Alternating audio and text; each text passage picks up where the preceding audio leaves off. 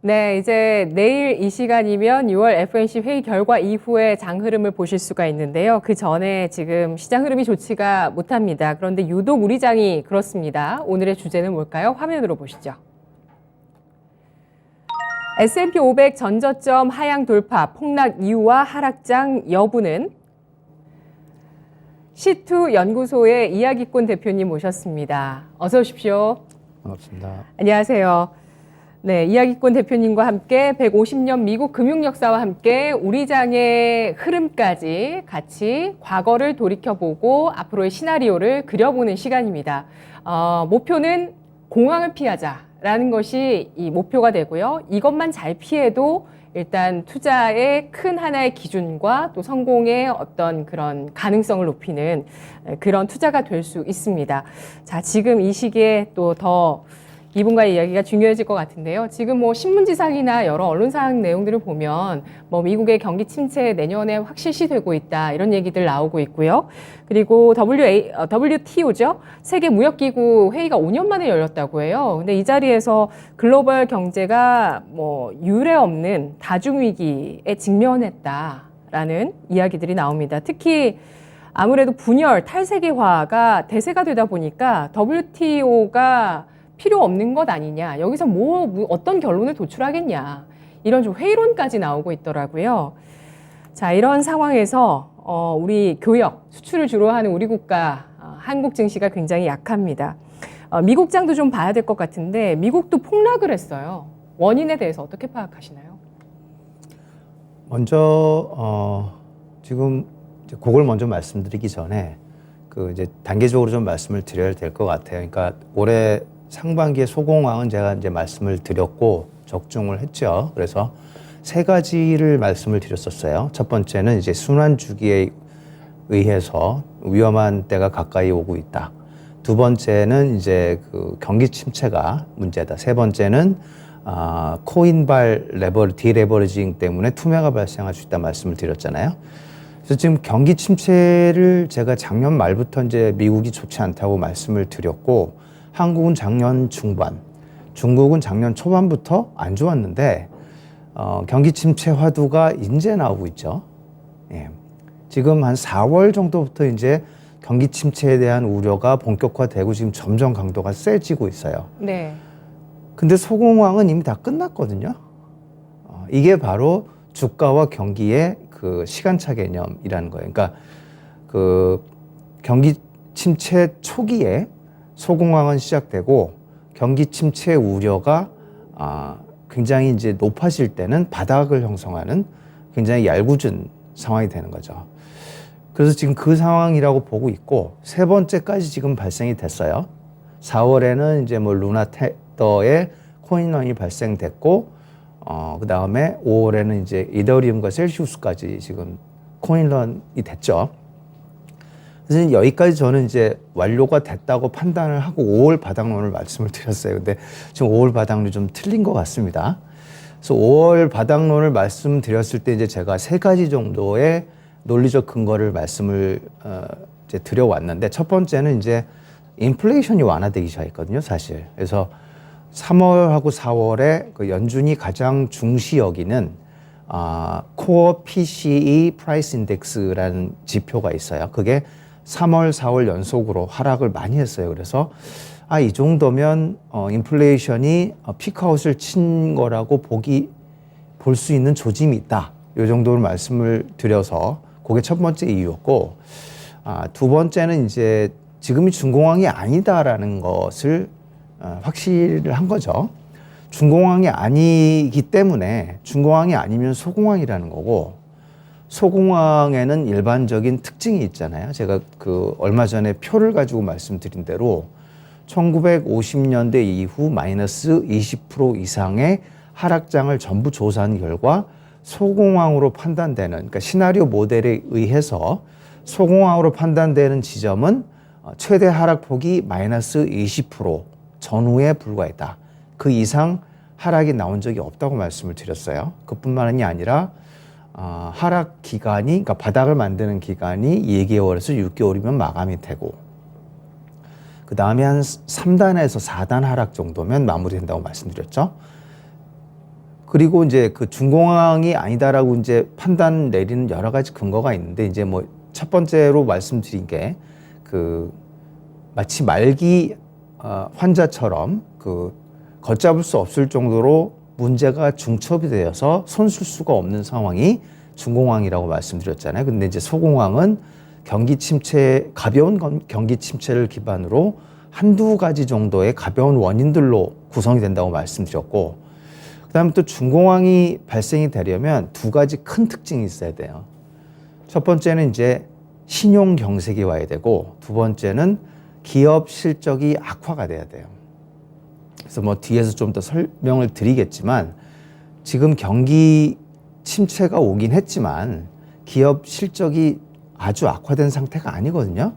그러니까 기업 실적이 악화된다는 것은 EPS가 마이너스로 막 가야 돼요.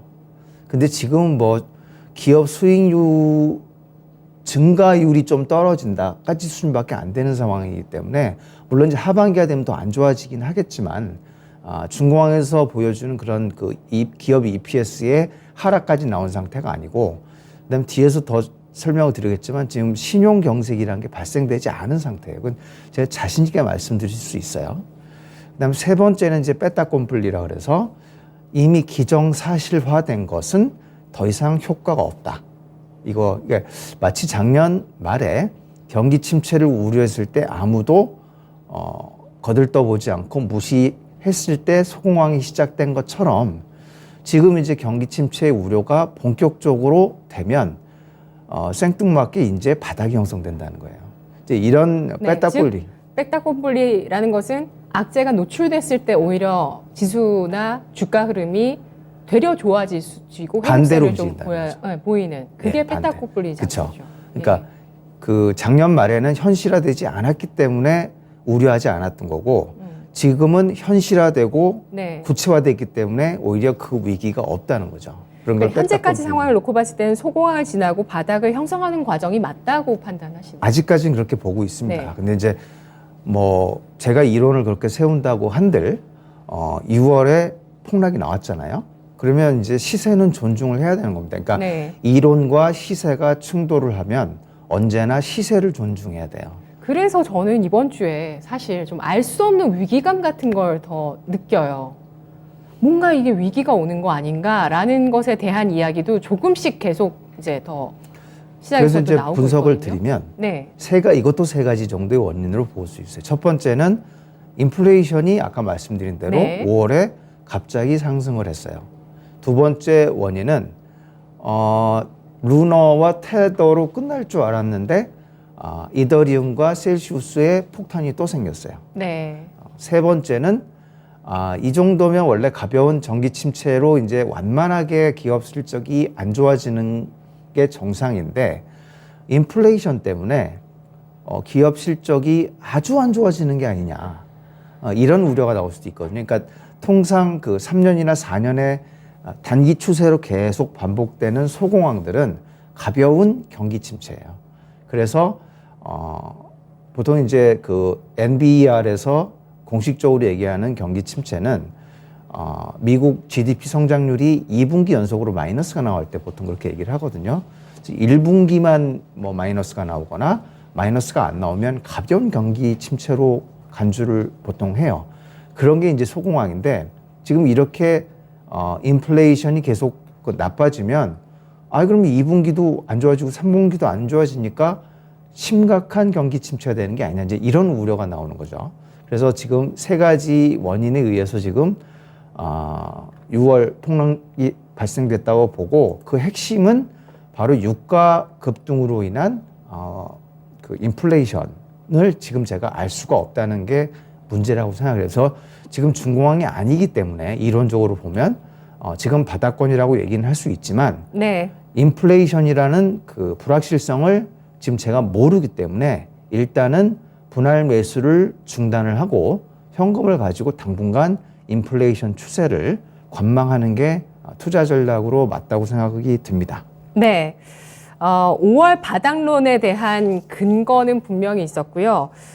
그리고 그 당시에 여러 근거 가운데 또 하나가 됐던 게, 이야기꾼 대표님은 이 내용에 대해서는 중요하게 말씀해 주지 않으셨지만, 홍콩 증시나 중국 상해 종합 지수가 좀 바닥을 잡아주고 올라주는 그런 모습을 보여줍니다. 그러니까 중국 경기에 대한 바닥론의 그 인식과 또 어떤 신뢰가 조금씩 높아지고 있다는 걸 주식 시장을 통해서 좀 확인할 수 있는 거였는데요. 근데 6월장이 이렇게 폭락을 했습니다. 바로 5월에 미국의 CPI 때문이고요. 유가의 흐름 때문입니다. 여기에 코인런까지 발생했던 부분들, 이런 것들이 지금 뭐 대표적으로는 물가죠. 물가가 앞으로 어떻게 전개될 것인가, 그리고 물가가 상승하는 국면에서 주식시장은 어땠던 것인가에 대한 그 판단이 지금 필요한 상황이고요. 따라서 분할 매수를 멈추는 시기라고 이야기해 주셨습니다. 물가를 잘 지켜봐야 될 것 같은데요. 5월부터 다시 악화됐어요. 그렇죠. 이거 어떻게 봐야 될까요? 그러니까 결국 말씀드리지만 인플레이션이 키입니다. 네. 그러니까 인플레이션 중에서도 유가가 키예요. 왜냐하면 코어 PCE는 그렇게 높지 않거든요, 지금. 그러니까 유가 때문에 지금 근원은 괜찮은데 그 명목 물가 지수가 크게 뛰는 게 문제고, 그렇기 때문에 긴축이 지금 빨리 진행되는 게 문제고, 이제 키는 인플레이션에서 물가가 과연 어떻게 될 것인가. 그러니까 아까도 말씀드린 대로 지금 3월, 4월 PCE, 그러니까 코어 PCE 프라이스 인덱스는 낮아졌다가 지금 5월 CPI가 무려 8.6%까지 다시 급등을 하면서 물가에 대한 향방이 지금 전혀 앞을 볼 수 없는 시계 제로 상태로 가 있다라고 말씀을 드릴 수가 있어요. 그러니까 물가는 기본적으로 이제 세 가지 정도로 구성이 된다고 보시면 돼요. 기본적으로 유동성의 좌우를 받고, 두 번째는 수요에 의해서 영향을 받고, 세 번째는 공급에서 영향을 받는 거죠. 유동성이 지금 문제가 있다고 하기는 힘듭니다. 왜냐하면 이제 금리 인상 초기고 QT도 이제 막 시작을 하려고 하는 상황이기 때문에 유동성이 가시적으로 준 상태는 아니에요. 근데 문제는 이제 수요는 이미 감소가 시작됐다는 점이에요. 왜냐하면 경기 침체가 이미 작년 말부터 시작이 됐기 때문에. 그렇기 때문에 그 수요는 이미 감소가 시작됐어요. 근데 이제 연준이 어떻게 할 수 없는 부분이 바로 공급단, 그러니까 공급망 병목 현상이 아직 해결이 안 돼서 네. 지금 유가가 급등하는 게 문제인 거죠. 네. 지금 뭐 두 가지 큰 축이 있는데, 하나는 코로나 팬데믹이 있었고, 두 번째는 우크라이나 전쟁인데, 그렇죠. 코로나 팬데믹은 해결이 돼가고 있어요. 지금 근데 우크라이나 전쟁이 지금 계속 소모전으로 가고 있고, 뭐 러시아 하시는 거 보니까 뭐 겨울까지 지금 버티려는, 겨울이 되면 이제 유가 수요가 그 원유 수요가 더 늘어나고 대충 돈바스를 탈환하고 합의를 할 수도 있는 상황까지 갈 수 있기 때문에, 그런 식으로 가는 상황이면 그 유가 급등을 계속 그 방치할 수밖에 없는 상황이거든요. 그러니까 뭐 바이든이 뭐 사우디 뭐 빈살만을 만난다는 둥, 뭐 그다음에 이제 그 캐나다 오일샌드로 내려오는 이제 그 킹스턴 그 송유관이 역대 민주당, 공화당 정권이 바뀔 때마다 공사했다 중단했다 공사했다 중단했다 이러고 있거든요. 지금 또 중단했어요. 근데 네. 지금 11월 지방선거 앞두고 바이든 행정부가 지금 여유 있는 상황이 아니잖아요. 그러니까 뭐 그것도 지금 다시 재개해야 되는 거 아니냐, 뭐 이런 식으로 지금 얘기 나오고 있어요. 그래서 그런 상황인데, 일단은 지금 유가의 향방에 따라 가는 거고, 그럼 지금 그렇게 지금 절망적인 상황이냐? 또 아닌 부분도 있다는 게, 첫 번째는 이제 그 유가를 제외한, 또 식료품을 제외한 코어 그 PCE들은 지금 그렇게 나쁘지가 않아요. 그러니까 실제 5월 그 CPI는 크게 상승을 했지만 코어 CPI는 4월하고 5월하고 똑같아요. 별로 상승을 하지 않았어요. 근데 예상치를 0.1%포인트 웃돌았다고 해서. 예, 그러니까 그 0.3% 그 명목이 오른 것 대비는 예. 덜 올랐기 때문에. 덜 올랐는데 예. 전망치보다 조금 더 나온 건 예, 사실이라고 뭐 그거는 하죠. 있죠. 예. 식료품 가격이 좀 영향이 있을 것 같습니다. 그 다음에 두 번째는 아까 이제 중국을 말씀하셨는데, 중국은 지금 물가가 안정되고 있어요. 지금 중국 예를 들어 PPI 같은 경우 6.5%인데 이게 작년 10월 대비 절반밖에 되지 않습니다. 네. 그러니까 오히려 지금 그 중국 물가가 미국보다 낮기 때문에 물론 이제 뭐 미국이 탈중국화를 해서 베트남이나 동아시아 쪽으로 제조업 그 시장을 옮기고는 있지만 아직 그 디플레이션 수준을 하고 있거든요. 그럼 중국의 물가가 낮아진다는 것은 그만큼 전 세계의 물가를 떨어뜨리는 역할을 할 수밖에 없어서 사실 좀 긍정적인 부분이 있고요. 그다음에 미국의 재고가 지금 과잉이 되고 있어요. 이건 굉장히 고무적인 현상인데, 왜냐하면 작년 그 3, 4분기만 해도 재고가 없어서 물건을 더 팔 수 있는데도 팔 수가 없는 상황이었거든요. 근데 지금 그래가지고 뭐 타깃 같은 경우에는 작년 대비 43% 정도 재고를 늘렸는데 지금 재고 과잉이라 쌓여 있어요. 그 월마트도 마찬가지고 다른 유통회사들도 마찬가지. 이게 지금 뭘 의미하느냐? 수요 침체가 일어나기 시작했다는 거예요. 그러니까 경기 침체가 시작됐죠. 그 다음에 구제금융 중단됐기 때문에 저축이 계속 줄고 있죠. 그 다음에 그 은퇴를 앞둔 뭐 50대 노동자들 지금 주식 폭락했고 코인은 더 폭락했죠. 가진 돈은 없는데 투자는 실패했고, 그럼 어떻게 해야겠어요? 다시 직장으로 돌아가야겠죠. 그러니까 조기 은퇴하신 분들이 다시 직장에 들어간다는 얘기예요. 그럼 소비 여력이 더 떨어지면서 그러니까 고용 시장은 회복이 되는 거죠. 구인난은 해소되면서 그 소비는 침체되고 공급망 변목 현상은 완화가 되는 거예요. 이런 측면에서는 지금 수요단은 괜찮게 가고 있고, 그 구인난도 해결이 되면서 공급망 변목 현상도 좋아지고 있다고 얘기할 수 있는 거죠. 근데 원자재를 저렇게 많이 갖고 있는 러시아가 저러고 버티고 있는데 그러니까 유가가 문제인 거예요. 그러니까 과연 글로벌 공급망이 완전히 정상화 될 거라고 그래서 결국 생각할 수 있을까요? 그러니까 유가를 제외한 부분은 개선이 되고 있는데 여전히 키는 유가가 가지고 있다라고 말씀을 드릴 수 있을 것 같습니다. 네. 자, 그러면 일단 인플레이션을 유발하는 요인들이 좀 완화되고 있는 측면이 있는데, 다만 글로벌 공급망 그리고 러시아 전쟁과 맞물리면서 유가라는 이 키 팩터가 시장에 부담을 주고 있는 상황입니다.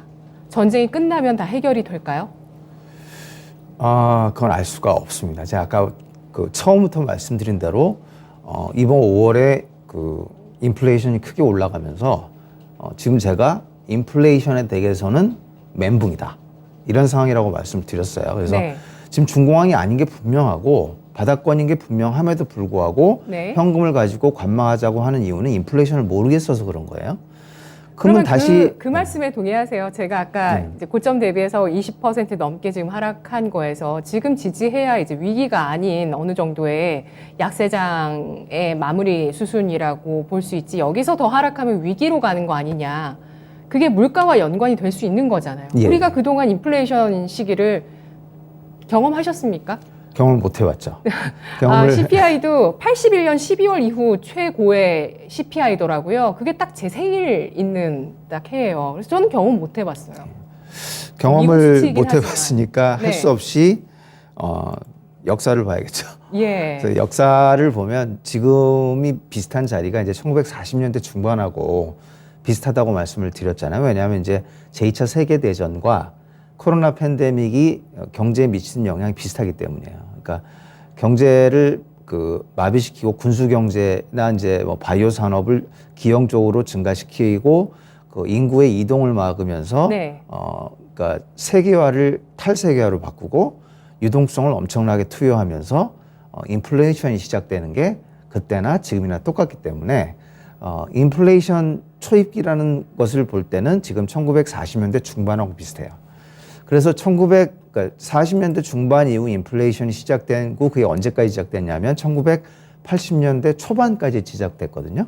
그럼 그때 그 영향성을 좀 보면 재미있게도 1940년대, 50년대, 60년대, 70년대 사이좋게 인플레이션 오버슈트가 2번씩 발생했어요. 40년대 2번, 50년대 2번, 60년대 2번, 70년대 2번. 40년대에 발생됐을 때는 그 첫 번째 중공황이 1937년에서 1942년이라고 그랬죠. 그때랑 중첩이 돼요. 그러니까 첫 번째 인플레이션이 발생됐을 때는 중공황을 일으켰어요. 그러나 두 번째 물가가 중공황을 일으킬 수도 있다는 말씀이세요? 그러니까 있을 수도 있다는 예를 지금 보여드린 거예요. 두 번째는 그 정도는 아니었어요. 그냥 소공황 정도 가리켰고, 그 다음에 그러니까 두 번째는 1940년대 두 번째 오버슈트를 얘기하는 거죠. 세 번째, 그러니까 1950년대 첫 번째 오버슈트는 그냥 상승 추세를 조금 막는 수준에 불과했어요. 그러니까 점점 인플레이션의 영향성이 떨어지기 시작한 거예요. 네. 그러니까 1950년대 두 번째 오버슈트는 소공황을 유발하긴 했어요. 하지만 1960년대 첫 번째 오버슈트는 그다지도 영향을 못 미쳤어요. 근데 이제 이렇게 1940년대, 50년대와 1960년대 첫 번째 오버슈트까지는 그냥 전향 이런 상황이었어요. 왜냐하면 오버슈트 자체가 크게 10%에서 15% 크게 뛰었다가 다시 0%까지 떨어졌거든요. 그러니까 이 말은 구조적인 인플레이션이 아니었어요. 근데 굉장히 이제 일시적이네요. 그렇죠. 간헐적으로 했다가 그래서 처음에는 중공황까지 일으켰지만 그 다음부터는 영향성이 점점 떨어졌는데 이게 1960년대 후반기에 생긴 1960년대 두 번째 오버슈트부터 문제가 생기기 시작하는 거예요. 그러면 1960년대 후반에 두 번째 오버슈트와 1970년대의 첫 번째 오버슈트, 그다음 두 번째 오버슈트, 세 번의 오버슈트는 이게 이런 식으로 계단식으로 상승을 하면서 바가 계속 올라가는 거예요. 이런 거를 구조적 인플레이션이라고 얘기할 수가 있거든요. 이때 스태그플레이션이 나오고 경제 위기가 발생되는데 굉장히 위험했고 주식시장은 매우 좋지 않았어요. 그러니까 주식시장은 때는 이제 미국 증시 6기에 봉국면이기 때문에 네. 전반적으로 좋지가 않았고 아주 정확히 물가가 오버슈트 나올 때 주식이 하락을 하는 모습을 보였어요. 한 번도 예외가 없이. 그러니까 그러니까 물가가 주식을 하락시켰어요. 이제 이런 식으로 봤을 때는 네. 모르겠다는 거예요. 그러면 1970년대 당시 나왔던 미국의 본 국면은 몇 년 동안 이어졌나요? 17년 동안 이어졌죠. 그러니까 17년 동안 본 국면이 왔다는 얘기는 네. 17년 동안 주식 투자를 사실 하면 안 된다는 얘기예요. 그때는 그 이제 당시 미국 주식이요. 그렇죠. 성장주는 예. 절대로 투자하면 안 되고 네. 가치주를 투자해야 되는 거예요. 가치주 중에서도 이제 이 당시에는 보험과 같은 금융업종이나 가치주가 유명했고 이제 워런 버핏 같은 분이 크게 성과를 내셨던 분인데 그런 분들이 아닌 게 뭐 추세 추종이라든가 성장주 투자 같은 건 절대 하면 안 되는 상황입니다. 그래서 지금 제가 어려운 부분은 뭐냐면 지금 그 주식의 시나리오 모델상은 1950년대 후반, 1960년대 초반과 유사한 자리인데 인플레이션은 1940년대 중후반하고 비슷한 자리이기 때문에 이게 시작점이 달라요. 그래서 지금은 일단 인플레이션을 제가 잘 모르겠다라고 말씀을 드리는 게 솔직한 답변인 것 같습니다. 지난번에 출연해 주셨을 때는 인플레이션의 중장기적인 현상 가능성에 대해서 열어두셨거든요. 그러니까 지금부터 이제 인플레이션 중장기적인 그 국면에 접어드는 시점일 수 있다라는 판단을 분명히 해주셨어요. 그런데 물가와 또 주식시장과의 관계에 있어서 과연 이러한 흐름 속에서 중공황이 발생할지 여부는 지켜보겠다. 예, 정확히 맞습니다. 그러니까 예. 지금 초입기이기 때문에 네. 전반부는 간헐적, 비구조적 인플레이션이 지나고 2030년대 이후에 구조적 인플레이션이 발생된다는 그 장기 추세는 변함이 없는데 네. 이게 이제 소공황, 그러니까 공황에 어떤 영향을 미칠까를 잘 모르겠다는 얘기예요. 그러니까 지금 중공황이 아니라는 것은 여러 원인이 있다고 말씀을 드렸는데 그걸 좀 말씀을 대표적으로 신용경색이 지금은 없다고. 신용경색이 아닌 상황, 이제 신용경색이 왜 아니냐 지금이 네 가지 정도 말씀드릴게요. 첫 번째는 역레포 상황을 보면 되고요. 두 번째는 신용금리 스프레드를 보면 되고 네. 세 번째는 미국 은행 대출 태도, 네 번째는 CDS 프리미엄. 그러니까 2, 3, 4번은 그냥 간단하게 보면 되는데 그 레포는 좀 얘기할 게 길어서 좀 5분 정도 지금 제가 말씀을 드릴게요. 그러니까 레포라는 게 지금 그 원래는 없었던 건데 1910년대 후반부에 생겼어요. 그러니까 그 스탠딩 레포 퍼실리티라는 기구를 연준이 만들었거든요.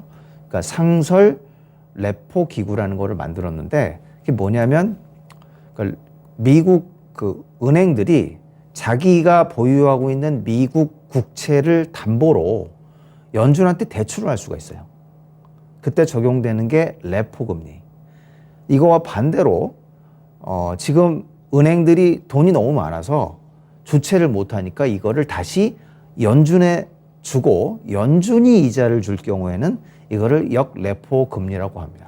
근데 이런 그 스탠딩 레포 퍼실리티를 갑자기 만든 이유가 뭐냐면 그 지난 QE 1, 2, 3를 2010년대 초반에 연준이 집행을 했잖아요. 그때 얻은 교훈 때문에 그런 거예요. 그러니까 네. 그때는 그 유동성을 풀었는데 양적 완화해서 엄청 풀었는데 이게 실물 경제로 가지 않고 자꾸 은행에 머무는 건데 이걸 좀 어떻게 해결할 수 없겠느냐라는 것을 이제 첫 번째로 생각을 한 건데요. 왜 은행이 국채를 잘 안 사느냐? 특히 장기 국채를. 장기 국채를 사버리면 돈이 묶이지 않겠습니까? 돈이 묶이면 대출 등의 활동을 할 수가 없어요. 그러니까 아 그래? 그러면 연준이 그럼 니네 국채를 담보로 내가 대출 또 해줄게. 이렇게 한 거예요. 그러면 미국 국채도 사고 그걸로 대출을 또 받아서 은행은 또 대출을 할 수 있어요.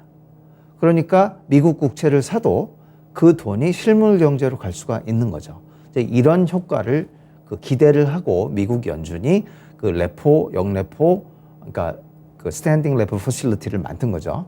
그래서 그때 처음으로 집행한 QT 때 처음으로 그걸 활용을 했어요.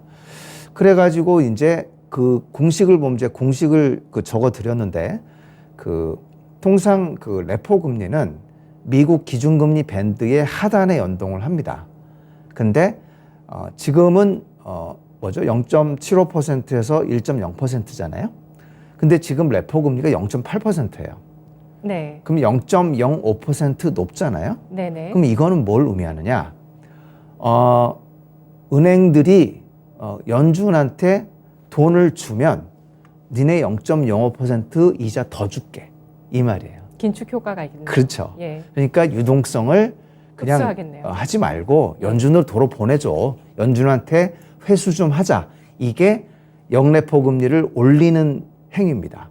지금 그 상황이에요. 그래서 그 차트도 보여드렸겠지만 지금 작년 중반부터 지금까지 역레포 자금이 무려 2조 달러가 지금 연준으로 회수가 됐어요.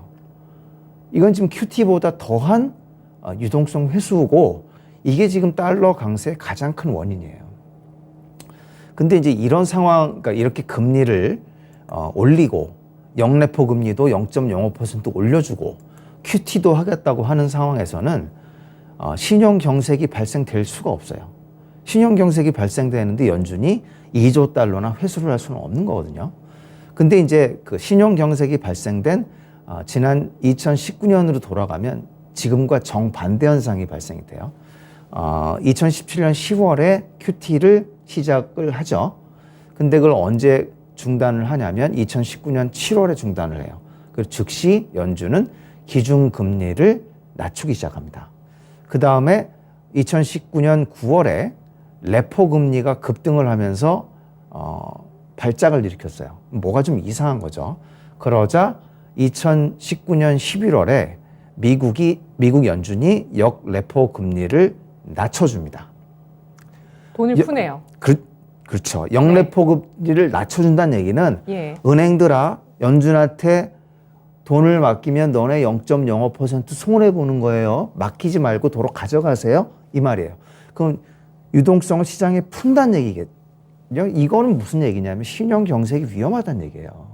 그러니까 연준이 지금 위험하다는 걸 스스로 자인하는 겁니다. 그리고 정확히 4개월 후에 프레시 크래시가 났어요. 그러니까 프레시 크래시는 그 연준이 사실 다 알려준 거나 다름이 없어요. 신용 경색 위기를. 그래서 거의 중공항에 버금가는 프레시 크래시 마이너스 35%까지 갔다 왔으니까 그런 상황인데 지금 좀 정반대 상황이에요. 신용 경색이 전혀 발생되지 가능성이 전혀 없다고 얘기할 수 있는 거죠. 그게 이제 역레포 금리를 보면 저희가 알 수 있어요. 그래서 지금 뭐 QT를 한다고 굉장히 네. 위험하다고 지금 그 그래프를 다시 띄워주시면 지금 보시면 저 빨간 그래프가 연준의 총 자산이잖아요. 이제 QT를 시작한다고 했기 때문에 아직 감소하지 않았어요. 그죠? 맨 위에서 그냥 정체되고 있어요. 점점 지나면 이제 내려가겠죠. 근데 지금 파란색은 뭐냐면 은행의 지급 준비금이에요. 올해 1월부터 급감하고 있어요. 이 말은 지금 이미 2조 달러의 역레포 자금이 연준으로 흡수되기 때문에 그만큼의 은행의 지급 준비금이 감소한 거를 볼 수가 있는 거고 이거는 지금은 아주 널널한 상태라는 뜻이에요. 오히려 신용 경색에 조짐이 있을 때는 역레포 금리가 낮아지면서 연준이 그쵸. 돈을 푼다는 말씀이세요. 그 신용 경색의 징후를 알 수 있는 한 5가지 정도 지표 가운데 한 가지 레포 금리를 설명해 주셨는데요. 시간이 이제 얼마 없어서 코인런 사태의 의미까지 파악을 하면서 이제 6월장은 관망하자는 의견 주셨는데 앞으로 이제 뭐 한 달 후나 3주 후에 또 뵙겠지만 뭘 보실 건지까지 얘기 한번 마무리 지어볼게요. 딱 한 2분 정도?